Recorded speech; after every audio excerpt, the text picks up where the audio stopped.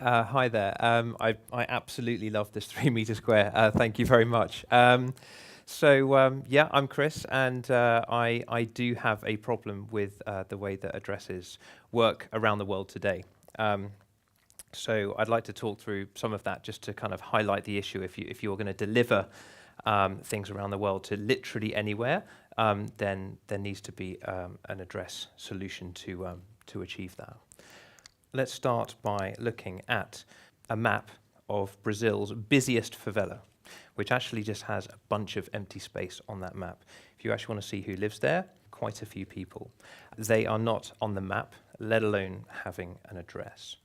And this is not just something which is highlighted in these kind of places. In Ghana, they have had no address system for quite a long time. They've tried putting lots of different systems in place, but a lot of them fail. It's actually very expensive, very time-consuming for countries to put address systems in place. This person's house, while it's got a bunch of stuff on the wall, they still have no way of explaining where they live. Lots of countries you think might have put an address system in place. Don't know if anyone spent any time in Dubai, but a lot of the forms for national services, you still have to actually draw a map of where you live because a lot of the roads do not have names.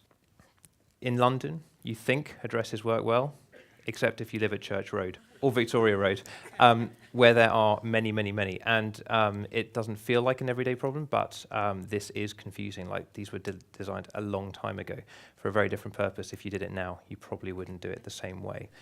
If you are abroad a lot, you will face this. And again, addresses were built a long time ago, but for different things, not really thinking of how people internationally get around, and this can be problematic, especially if you go to Iceland and you go to Laugavegor instead of Laugavegor, because of the missing R in the middle, and yes, they are nearly 5 hours apart, as one tourist found. Easy if you're Icelandic, not so much for others. And if you want to get here, well, you are struggling because there is no address. So the reason I thought about addresses, I actually ran a music business. I'm a musician.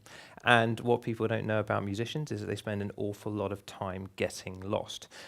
So literally every day you're trying to find the entrance to somewhere. In fact, the sort of back entrance to the Science Museum is a pretty good example, and musicians get lost the whole time. So what I tried doing was saying, look, everybody is going to use latitude and longitude. Ultra-precise system, but it's incredibly complicated to have normal people communicating in these strings of numbers is just really hard and something that people just don't want to do. So I tried but failed to convert the British music business to use latitude and longitude. So I talked this through with a friend of mine, and we basically decided, let's grid up the world into 3 meter squares like this. And then there are enough combinations, we found, of 3 words, like table, chair, spoon, so that you can name every single 3 meter square in the world uniquely with just 3 words. So that's what it is. There's the grid, and as you move around the planet, we have literally already done that naming.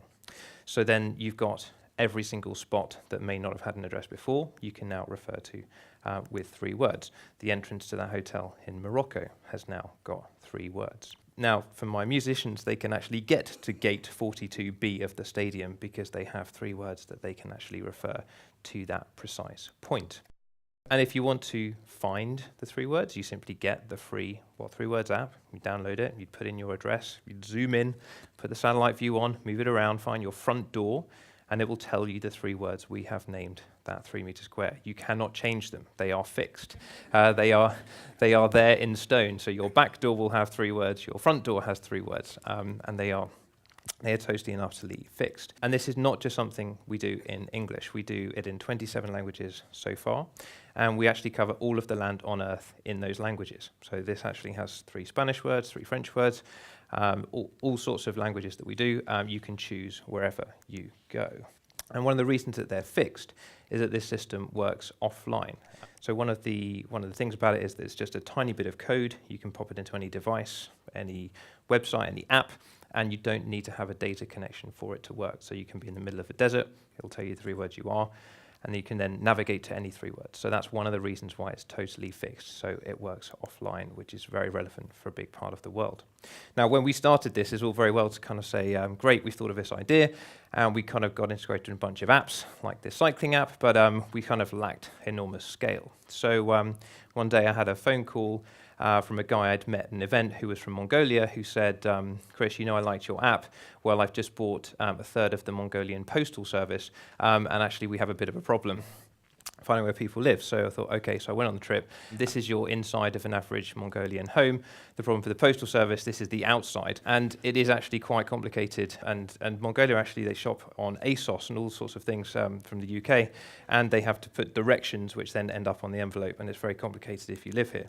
So yes, there's 3 English words. One of our 27 languages is Mongolian. And so there are 3 Mongolian words for everywhere on the planet as well. And what a lot of people don't know is that actually it's very sparse, but in the capital city is actually a huge sort of informal settlement which is rapidly expanding around the city with just very basic infrastructure in terms of addressing or mapping, and it's incredibly valuable what we are doing there. So this has really been one of the countries where what3words has gained a lot of popularity very quickly. Yes, that was us partnering with them. That was our sort of first big government partnership. But what the Post Service now do is that they actually give people these stickers. They write the 3 words on it, so they actually educate the general public who may not be familiar with the system to get this used in everyday life. We gave the Postal Service an app, so you have these devices, you can pass mail underneath it, it will pick the 3 words up, tell them where to sort it, which is really powerful for them to actually use it in production. There are then signs that we've helped get made for a lot of the places around town, and it's sort of getting into popular culture. Even the Lonely Planet author, when they went there, basically decided this is a thing in Mongolia, and as you can see, they've added in the 3-word address for every single place in that most recent Mongolia guide, which is phenomenal. So when you think of the delivery of services, it's not just post.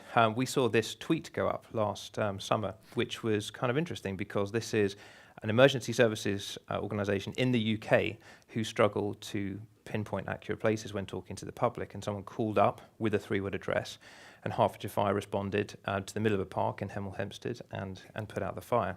Roll on a few months, and now the command and control software actually has a dedicated what3words field to let people sort of more easily get that through the system. And then police officers now have a special app they can use to speak the 3-word address in and respond to these things.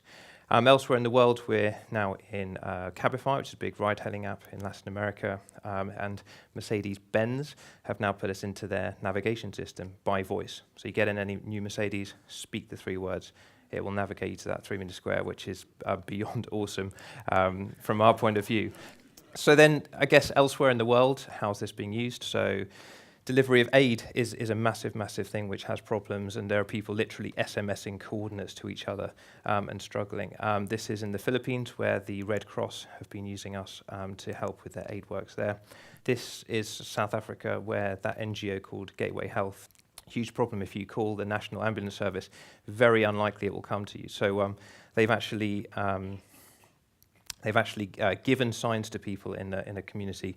We made actually a sign printing machine for them, and then they come, they find their home on an iPad, they find it on the satellite view because the maps aren't very good. Yeah, we engrave these signs and people have one, and it's just something that they can then call up and they say, someone's given birth, someone's about to give birth, please can you send to someone now, and that NGO then provide it where the National Service doesn't. It's a really powerful use case we're very proud of.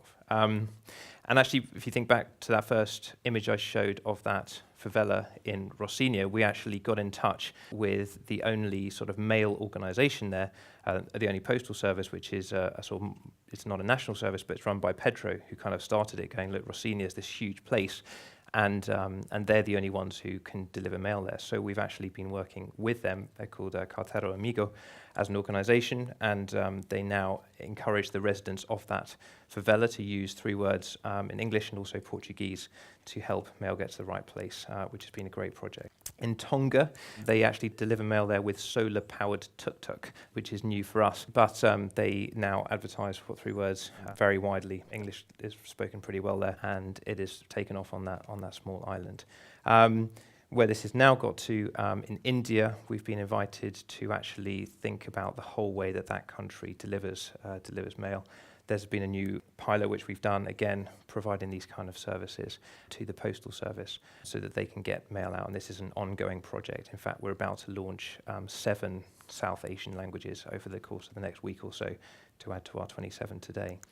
And this is the kind of work we're doing, delivering services all around the world. So that is us. We are really working on improving addresses for everybody in the world, 3 words at a time. Thank you.